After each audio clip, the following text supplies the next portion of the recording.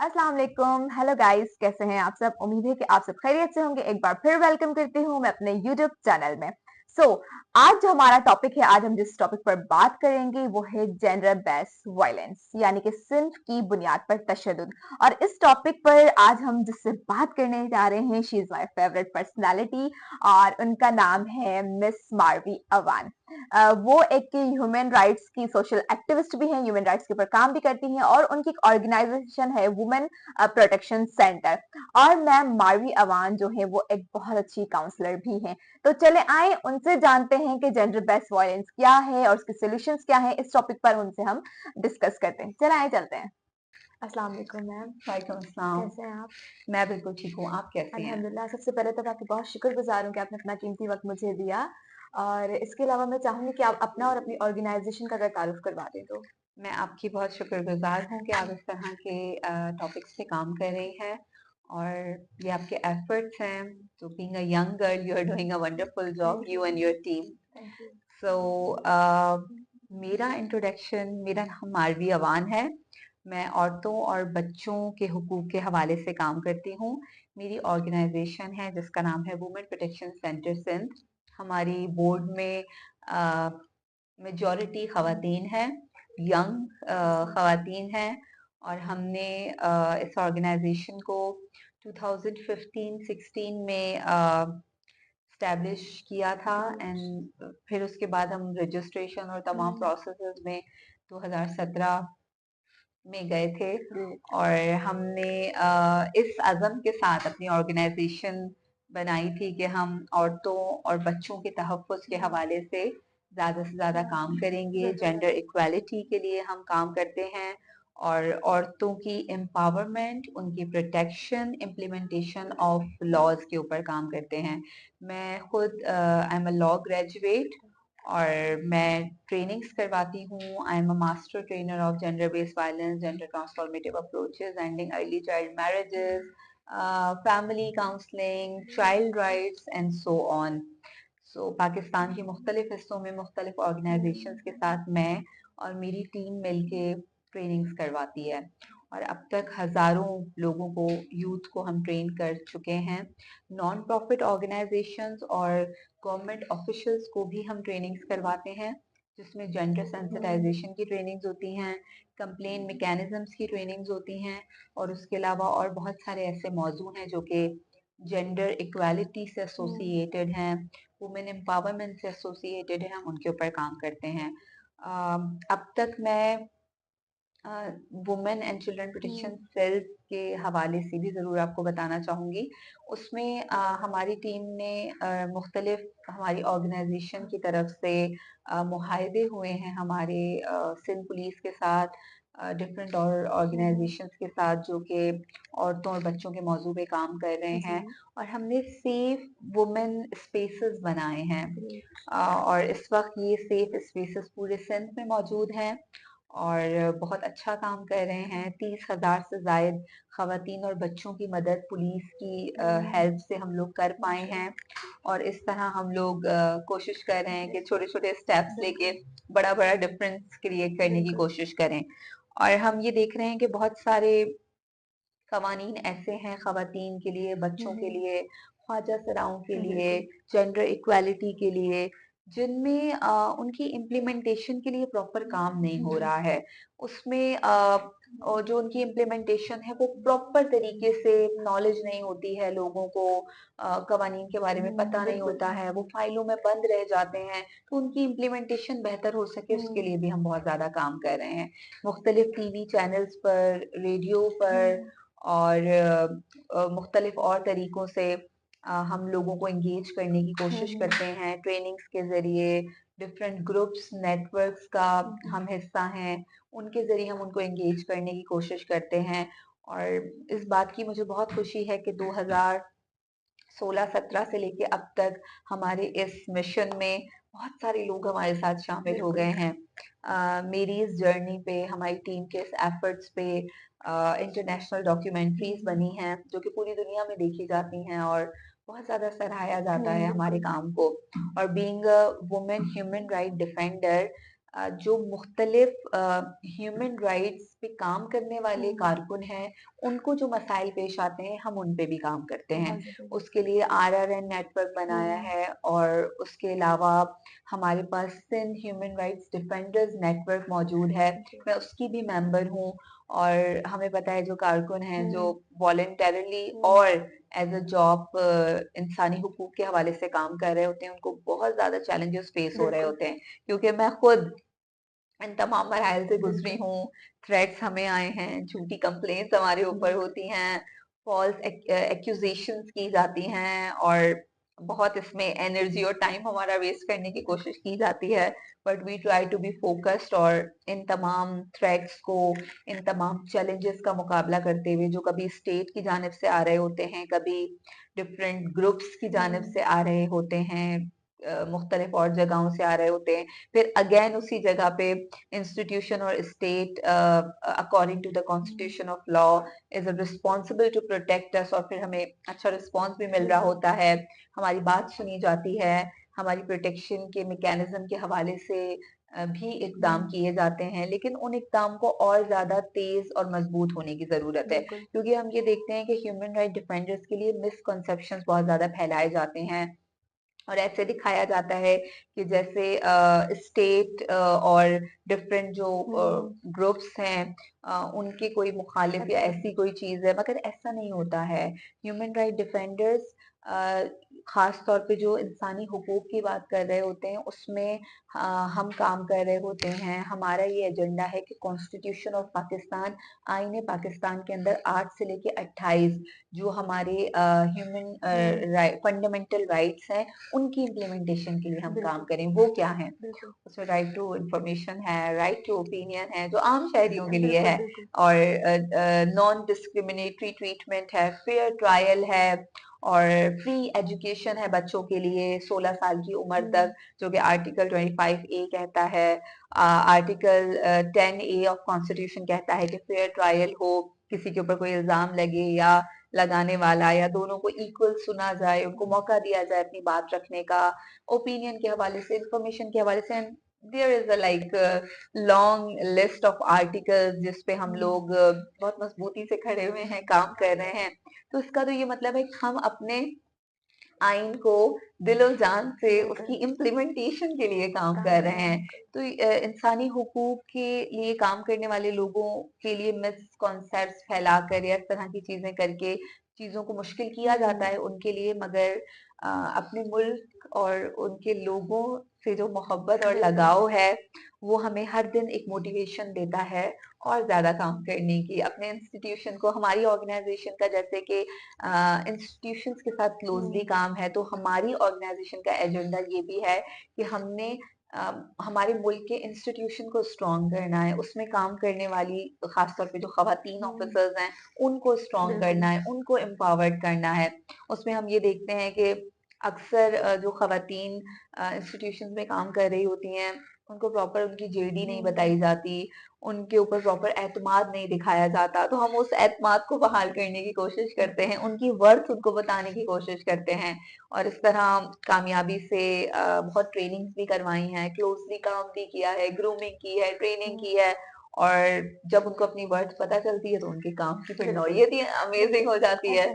So this is how हमारे मुल्क को मजबूत करने का ये भी एक तरीका है कि हम अपने मुल्क में काम करने वाले इदारों को और काम करने वाले इदारों के अंदर जो रिस्पॉन्सिबल लोग हैं उनको मजबूत करें। So this is how we are working for बहुत दैट। जबरदस्त, बहुत अच्छा लगा जानकर कि आप लोग इतना अच्छा वर्क कर रहे हैं, आपका सेंटर, आप मैं बहुत अप्रिशिएट करती हूँ आपको, आपके सेंटर को। और आज का जिस मौजू पे मैं आपसे बात करने आई हूँ वो है GBV, gender based violence, like Sindh की बुनियाद पर तशद्दुद। जैसा कि देखा जाए, अगर मैं सिंध की बात करूँ, हैदराबाद की, तो यहाँ पर हम इसके ऊपर वर्किंग तो कर रहे हैं, लेकिन कहीं ना कहीं अभी भी ये चीजें देखने को आ रही हैं। तो ये क्यों आ रही हैं और ये इसकी क्या वजूहात है कि जीबीवी जो है वो अभी भी चलता जा रहा है, इसके सॉल्यूशंस क्या हैं, इन सारी चीजों को अगर आप डिस्क्राइब कर सकें तो। राइट, जब हम जेंडर बेस्ड वायलेंस की बात करते हैं, आपकी आप औरत हो, इसलिए आपके साथ नाइंसाफी हो रही है। आपका जेंडर औरत है या ख्वाजा सिरा है इसलिए आपको वो हुकूक नहीं दिए जा रहे जो इंसान के हुकूक हैं। बिल्कुल यानी हम ये बात करते हैं, हमारा आईने पाकिस्तान ये बात करता है कि तमाम जेंडर्स, तमाम रंग, तमाम नस्ल, तमाम जबानें, उन सब से बालातर इंसानियत है, बिल्कुल कानून है, हमारा आइन है, कानून की ट्रीटमेंट सबके लिए इक्वल है।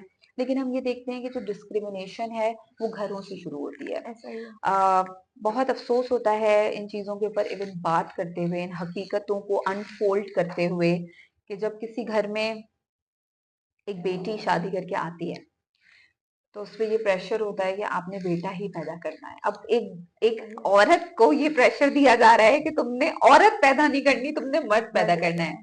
जस्ट थिंक ये कितना बड़ा टॉर्चर है। बिल्कुल और एक बेटी अपना घर छोड़ के दूसरे घर में जा रही है, मतलब उसकी वो अटैचमेंट अपने माँ बाप से, उस घर से, अपने कमरे से, अपनी छोटी छोटी चीजों से, वो सब छोड़ के उसको एक नई जिंदगी गुजारनी है। चले ये मुआशरे का रीत है, ये चलता बिल्कुल हुआ आया है, ठीक है, हो रहा है। उसके बाद फिर आने के बाद उसको ये भी बताना है कि जी आप खातून है तो अब आपने खातून को जन्म नहीं बिल्कुल देना। तो ये बहुत सारे लोग कहते हैं नहीं ऐसा नहीं होता, लेकिन ऐसा होता है। क्योंकि हमारे पास इस तरह की खवातीन ने भी कांटेक्ट किया है, केसेस आए हैं कि जी बेटी पे बेटी हो रही है तो मेरा शौहर मुझे दूसरी शादी की धमकी दे रहा है, या तलाक की धमकी दे रहा है, या घर से निकालने की धमकी दे रहा है, और ऐसा इवन ही है होती घर टूट भी जाते हैं इन बिल्कुल वजूहात पे। तो ये एक ऐसी हकीकत है जो कि बहुत तकलीफ देने वाली है, बिल्कुल जो कि बेसिस है जेंडर बेस्ड वायलेंस वायलेंस का। उसके बाद हम ये देखते हैं कि बेटी अच्छा, उसके बाद फिर अगर बेटी पे बेटी पैदा हो रही है तब भी मुश्किल, बिल्कुल उन बच्चियों को उनके प्रॉपर राइट्स नहीं दिए जाते, और बेटी के पैदा होने पे प्रॉपर खुशी नहीं मनाई बिल्कुल जाती। ऐसा ही है मतलब मिठाइयाँ भी जब बांटी जाती हैं जब जब बेटा बेटा पैदा हो रहा है, और जब बेटी और बेटा पैदा हो रहा है, चलें अब दोनों अल्लाह ने आपको नेमतें दे दी, तो अब हर वक्त उस बेटी को डिग्रेड करके बेटे को ज्यादा रोटी देना, उसको अच्छे स्कूल में भेजना, उसके ज्यादा लाड उठाना। तो ये एक चीज, इवन हम तो ये कहते हैं कि बेटा हो या बेटी, किसी को भी एक दूसरे से कम या ज्यादा का बिल्कुल दर्जा नहीं मिलना चाहिए। अक्सर घरों में बेटियों को भी बहुत ज्यादा प्रोटोकॉल मिलता है, वी आर सो बिल्कुल हैप्पी एंड आई एम बिल्कुल वन ऑफ देम। तो हम ये कहते हैं कि उसमें भी बेटा बेचारा भी बिल्कुल बच्चा है वो, क्योंकि उस वक्त वो ना बेटी है ना बेटा है, वो बच्चे हैं। हम्म उनके जेंडर से बढ़ के उनके साथ ट्रीटमेंट बिल्कुल की जाए। उसके बाद हम ये देख रहे हैं कि जब बेटी बड़ी हो रही होती है तो उसकी तालीम से ज्यादा उसकी शादी की फिक्र होती है। ऐसा ही उसकी तालीम से ज्यादा खर्चा उसकी शादी के लिए जहेज जमा करने के लिए होता है। और यही बेटियां जब इस तरह की ट्रीटमेंट हासिल करके, रिश्तों की परेशानी और ये सब कुछ, फिर वो जब आगे बढ़ती हैं अपनी जिंदगी में तो वो अपने अंदर एतमाद खो देती हैं, ऐसा ही अपनी सलाहियतों को पहचानना भूल जाती हैं, इस दुनिया का मुकाबला करना भूल जाती बिल्कुल हैं। फिर उनको बस यही होता है कि मैं बेटी हूं तो शायद मुझे खामोश रहना हम्म है, दब के रहना है। यहाँ से जन्म लेता है डोमेस्टिक वायलेंस। बिल्कुल यानी आपकी जिन्स की बिना पे, सिंस की बिना पे आपको कमतर महसूस करना, फिर आपके ऊपर डोमिनेंट होना, आपको तशद्दुद करना, आपका राइट टू मूवमेंट जो कॉन्स्टिट्यूशन ऑफ हम्म पाकिस्तान आपको देता है उसको रिस्ट्रिक्ट करना, बता के जाओ, बता के आओ, 12 बज गए देर से आइए, कैरेक्टर पे सवालात उठना शुरू हो बिल्कुल जाते हैं, और गलत अल्फाज से नवाजा जाता है बहनों को, बेटियों को। ये तमाम प्रैक्टिसेस बहुत गलत है। बिल्कुल उसके बाद फिर जो स्पाउसेस होते हैं उनकी तरफ से, अब हमारे हैं डोमेस्टिक वायलेंस की तरफ। यानी घर की चार दीवारी के अंदर जो तशद्दुद होता है उसको डोमेस्टिक वायलेंस का लफ्ज इस्तेमाल होता है। उसके लिए 2013 का हमारे पास कानून है डोमेस्टिक वायलेंस हम्म का। उसमें ये होता है कि घरेलू तशद्दुद की रोकथाम का कानून। यानी घर की चार दीवारी के अंदर अब किसी के साथ भी तशद्दुद हो, अब वो बेटी के साथ हो, बहू के साथ हो, बीवी के साथ हो, या घर में काम करने वाली जो औरत खवातीन हम्म मुलाजिम होती हैं, बच्चियां मुलाजिम होती हैं, या कोई ओल्ड एज लोग हम्म होते हैं, इनमें से किसी के साथ भी घर की चार दीवारी के अंदर तशद्दुद अगर होगा तो वो डोमेस्टिक वायलेंस वायलेंस कानून के तहत हल होगा। उसका पूरा प्रोसीजर है। उसमें जो डोमेस्टिक वायलेंस विक्टिम होती है उसको जब वो हम्म फिजिकल उसको मारा जाता है तो उसकी प्रॉपर मेडिकल होते हैं, और फिर रिपोर्ट्स बनती हैं, और कानून के तहत उनको डील किया जाता है, एफआईआर कटती है। और उसके अलावा हमारे पास छोटी उम्र की बच्चियों, छोटी उम्र की शादी की रोकथाम का कानून है, वो भी 2013 का कानून है। उसके तहत 18 साल से कम उम्र बच्ची या बच्चा, उसकी शादी करना गैर गैर कानूनी है, वो कानूनी बेटी हो या बेटा हो।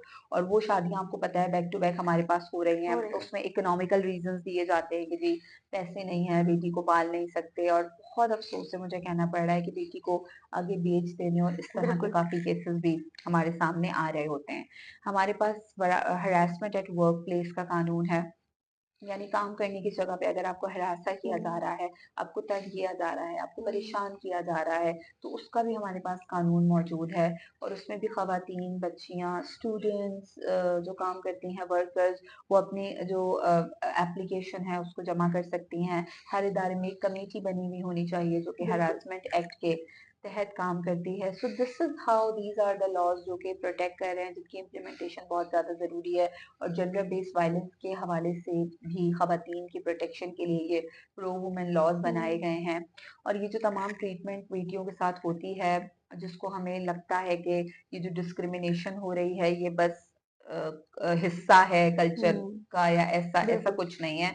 हमारा जो कल्चर है, हमारा मजहब है, हमारे तमाम तालीमात हैं, वो हमें बेटी और बेटे को इक्वल ट्रीटमेंट देने की बात करती हैं, उनको इक्वल तालीम देने की बात करती हैं। लेकिन ये लोग हैं, ये उनकी छोटी सोच है, बिल्कुल। ये उनकी इनसिक्योरिटी है कि वो एक ये पिदरशाही माहौल में उनको शायद आदत सी हो गई है औरत पे हुक्मरानी करने की। ऐसा तो ही। ये होता है, तो हम कहते हैं कोई किसी पे हुक्मरानी ना बिल्कुल। करे, एक इक्वल हो, तरीके के साथ चीजों को लेकर चलना चाहिए।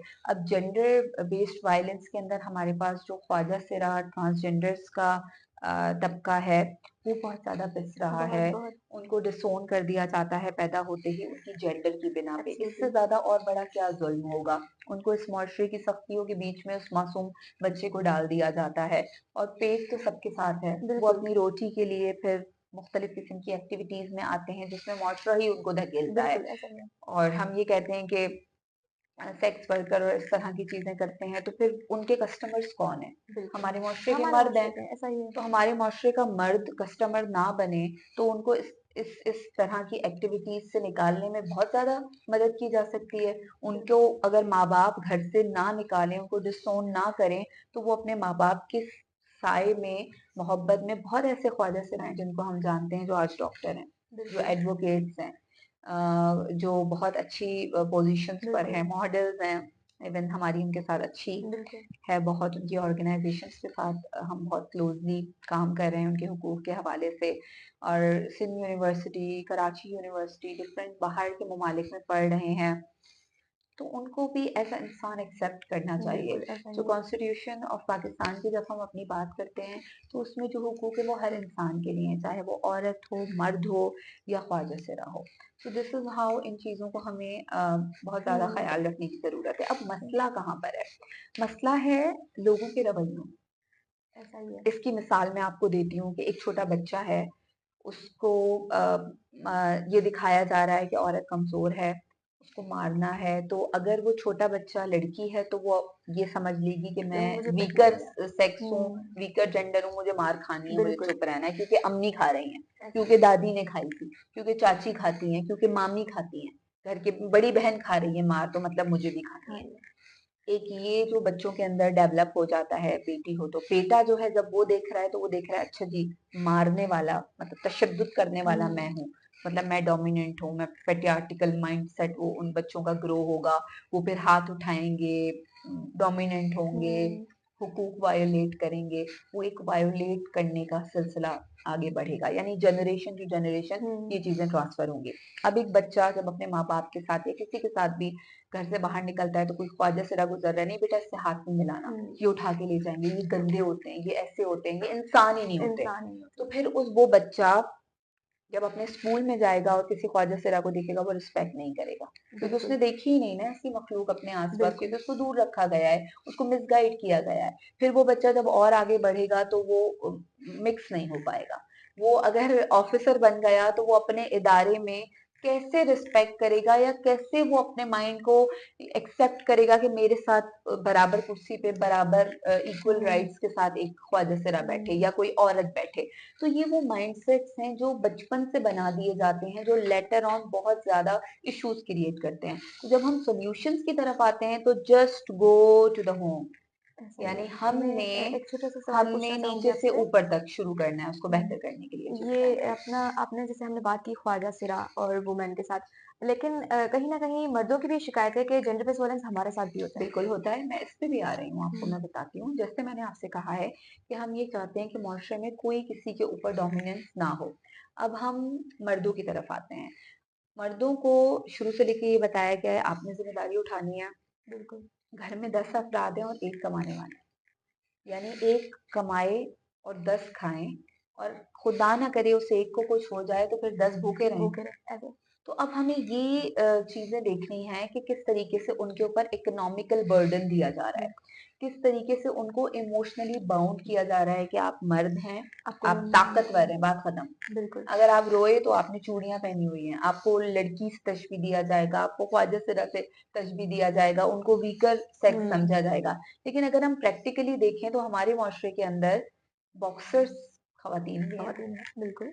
हम ये देखते हैं पुलिस ऑफिसर्स खवातीन भी हैं, आर्मी में खवातीन भी हैं, हवाओं में जहाज हर जगह खवातीन भी उड़ा ख़वातीन रहे भी हैं। हैं। कौन सी ऐसी फील्ड है जहाँ औरत नहीं है, बिल्कुल, और अब ख्वाजा सिरा भी अपने आप को मनाते जा बिल्कुल, रहे हैं। तो दैट मीन्स एक मर्द को जो आपने इमोशनली मैनिपुलेट किया हुआ है कि तुम ही बस ताकत का भी तुमने बेड़ा उठाया है, इकोनॉमिकल तुमने उठाया है। रिस्पॉन्सिबिलिटीज का भी तुमने बेड़ा उठाया है, इमोशनली तुम भाई बहुत मजबूत हो तो तुमने तो रोना भी नहीं है। यानी अल्लाह ना करे कोई हादसा हो जाए, कुछ हो जाए तो तुम रोए तो मतलब तुम कमजोर हो। कमज़ोर। तो ये जो स्टिग्मास हैं मर्दों के ऊपर दिए गए हैं, ये उनके लिए खतरनाक बिल्कुल, हैं, ये हमारी जनरेशन के लिए खतरनाक है। एक माँ को ये सोचने की जरूरत है कि मेरे बेटे की ऐसी परवरिश नहीं होनी चाहिए कि उसके ऊपर एक ढकोसला हुँ, ताकत का, एक ढकोसला इकोनॉमिकल रिस्पॉन्सिबिलिटीज का, या इस तरह की हुँ, चीजें उसको इमोशनली उसको बाउंड कर दिया जाए कि वो अपनी जिंदगी बेहतर तरीके से ना गुजार सके।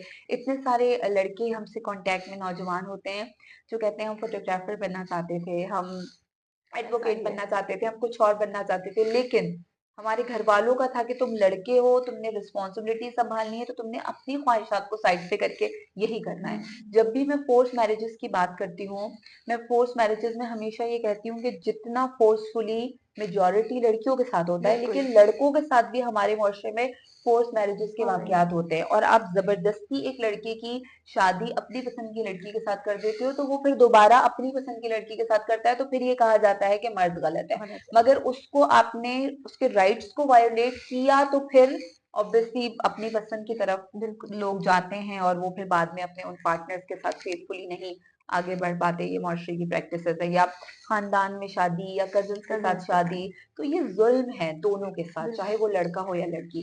तो अगेन मैं ये बात कहूंगी कि खवातीन के साथ और ख्वाजा सिराहों के साथ इस मुआशरे में यकीनन ज़्यादा बिल्कुल ज़्यादतियाँ हो ज़्यादा है। रही हैं। लेकिन जब हम लड़कों की बात करते हैं तो, और अगेन हम इस बात को करते हैं कि हम इस चीज़ को क्लियर करने की बहुत ज़रूरत है, क्योंकि बिल्कुल, हर साल औरत मार्च में भी ये जो है उसका गलत कॉन्सेप्ट लिया जाता है कि शायद वो मर्दों के खिलाफ हुँ, है या मर्दों के खिलाफ कोई मुहिम है।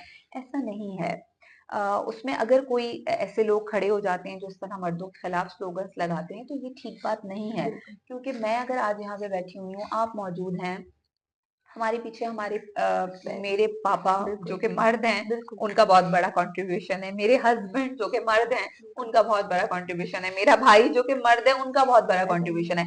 तो मर्द और औरत को साथ मिल के चीजों को देखना है, साथ मिल के। हम अभी जो ट्रेनिंग्स करवाते हैं उसमें हम मर्दों को भी ट्रेन करते हैं, हुँ, क्योंकि घर का सरबराह हमारे मुआशरे में अल्टीमेटली मर्द मर्द है। है, तो उस मर्द को हम ये नहीं चाहते कि वो सरबराह की सीट से हट जाए, लेकिन वो सरबराह बनकर ही अपनी जो घर की बहनें, बेटियां, माएँ हैं, उनको उनके हुकूक दे, उनको एजुकेशन दे, उनको एम्पावर करे, उनको अपने साथ लेकर चले। बिल्कुल, जब भी हम डिसीजन मेकिंग या गुड लीडरशिप की ट्रेनिंग्स हम करवा रहे होते हैं, सॉफ्ट स्किल्स की ट्रेनिंग, तो हम कंपनी के सीईओ को ये समझा रहे होते हैं कि if you will be having a status of CEO and आप अपनी टीम को साथ नहीं लेकर चलेंगे तो आप बेहतर सरबराही बिल्कुल, नहीं कर सकते।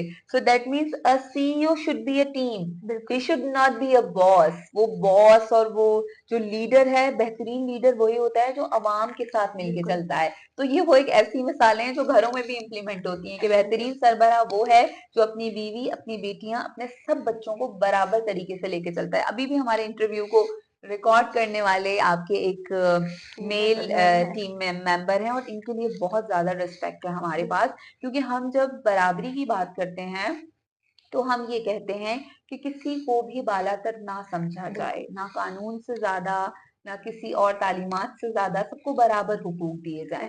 सो दिस इज हाउ ये चीजें हैं जिसको समझने की बहुत ज्यादा जरूरत है। और ये आपने बहुत अच्छा सवाल किया है, क्योंकि बहुत बड़ी मिसकंसेप्शन है कि जहां खवातीन के हुकूक की बात हो रही है यानी मर्दों को दूसरे गोले पे भेज दिया जाए। So this can not be possible, क्योंकि मर्दों ने भी यहीं रहना है, औरतों ने भी यहीं रहना है, और मिल के रहना है और साथ रहना है। कि हमारे हमें हुक्म है, हदीसें हैं कि आपने तालीम हासिल करने के लिए चाहे चीन तक जाएं, तो उसमें ये नहीं लिखा हुआ कि तालीम हासिल करने के लिए सिर्फ मर्द चीन तक जाएं। मर्द हो या औरत हो, तालीम हासिल करने के लिए जितना दूर जाना है आपने जाएं। तो फिर क्यों राइट टू मूवमेंट रोका जाता है कि आप औरत हैं, आप नहीं जा सकते?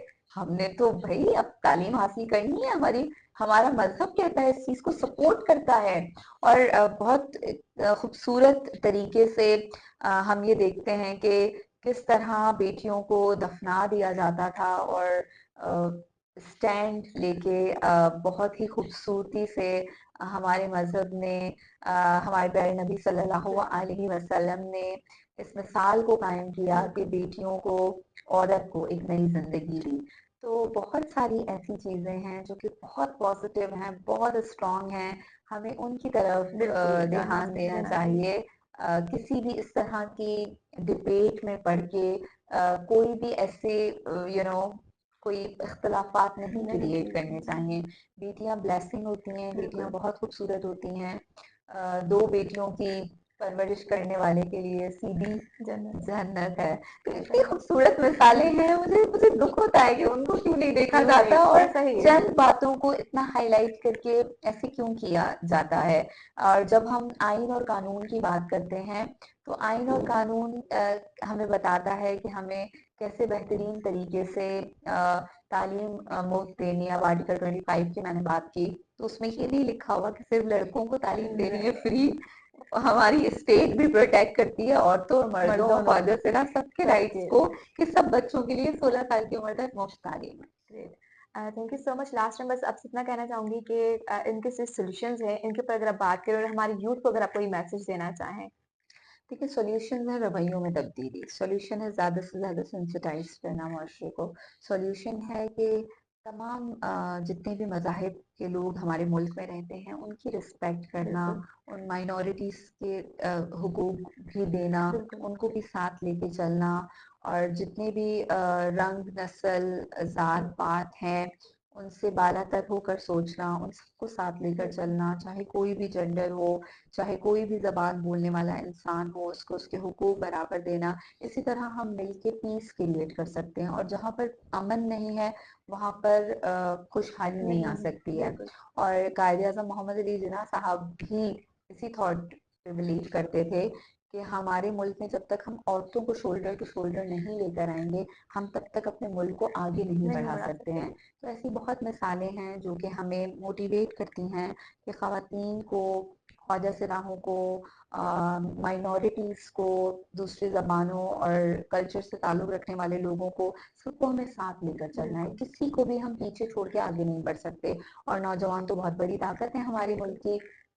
नौजवानों को हम ये देखते हैं एक मॉब कल्चर हो जाता है, किसी पे भी अटैक हो जाता है और एक अजीब सिचुएशन बनी हुई है। तो नौजवानों के लिए मेरा ये पैगाम है कि ब्लाइंड फॉलोइंग ना करें, सोच समझ के ऑथेंटिक तरीके से रिसर्च बेस्ड बात करें, अपनी तालीम के साथ अपने अंदर हुनर को भी ज़्यादा से ज़्यादा आगे बढ़ाएं। एंटरप्रेन्योरशिप का दौर है, डिजिटलाइजेशन का दौर है, इन टर्म्स से ना आशना ना रहें, इन टर्म्स को भी बेहतर तरीके से जाने और मिलके मुल्क की तरक्की में हिस्सा डालिए। क्योंकि हम ये देख रहे हैं कि हम छोटी छोटी वॉर्स के अंदर इतने बिजी हैं कि बड़ी बड़ी वॉर्स हो रही हैं जिसमें हम कुछ नहीं कर पा रहे हैं, और मुल्क को काफी नुकसान हो रहा है।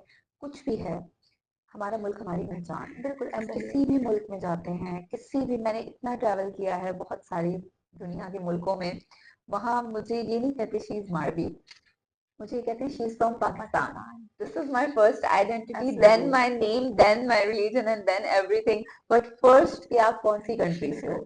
तो हम अपने मुल्क को रिप्रेजेंट करते हैं पूरी दुनिया में, ये मजबूत होगा, यहाँ के लोग मजबूत होंगे, तभी हमारा फखर से सर ऊंचा होगा। हम ये बात नहीं समझते हैं। तो नौजवान इसमें बहुत बड़ा हिस्सा डाल सकते हैं, मुल्क की साफ सुथराई में, मुल्क में इक्वल राइट्स के हवाले से, इम्प्लीमेंटेशन ऑफ लॉज के हवाले से, कम्युनिटी रिस्पॉन्सिबिलिटीज के हवाले से, अपनी नशोनुमा और तरक्की के हवाले से। और ये जो ट्रॉमा और साइकोलॉजिकल ट्रैप्स में हमारी जनरेशन पड़ रही है, सुसाइडल बहुत ज्यादा केसेस इंक्रीज होते जा रहे हैं, इन सब के ऊपर बहुत ज्यादा काम करने की जरूरत है।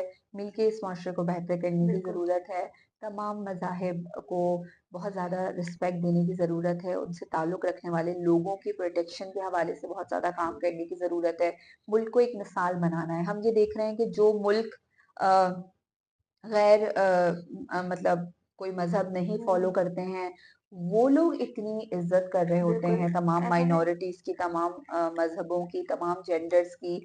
लेकिन हमारे पास अगर ये मसाइल हैं तो ये क्यों है? अगर ये रवैयों की वजह से है, ये मिसगाइड करने की वजह से है, ये मिसअंडरस्टैंडिंग्स की वजह से हैं, तो इनको बेहतर करने की जरूरत है।